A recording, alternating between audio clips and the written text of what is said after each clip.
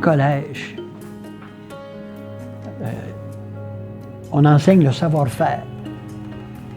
On enseigne comment exploiter mieux la planète, comment s'enrichir.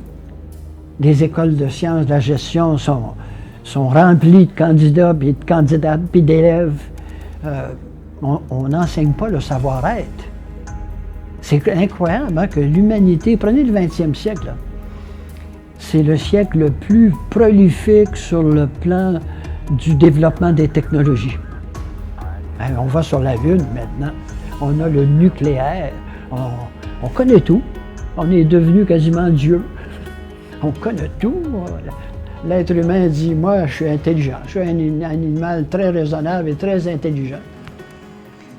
Et pourtant, c'est le siècle le plus meurtrier.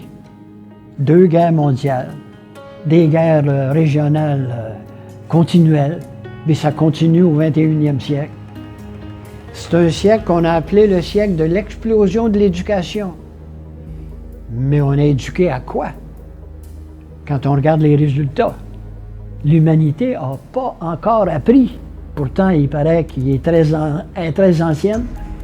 L'humanité n'a pas encore appris à vivre ensemble. Le savoir-être, on ne sait pas comment. Savoir-faire, par exemple, ça, on connaît ça. Comment on peut exploiter les autres, on est fort. On dirait qu'on dit, ben, c'est de même le monde. C'est comme ça la vie. Ben, je trouve qu'on ne raisonne pas beaucoup et que le défi est immense. Hein? Et je pense que personne n'est capable de prévoir l'avenir s'il n'y a pas de changement sur le plan de la connaissance de l'être humain comme être qui est appelé à vivre avec les autres. Autrement, quand on est individualiste, on est isolé, donc on est en guerre continuelle vis-à-vis les autres.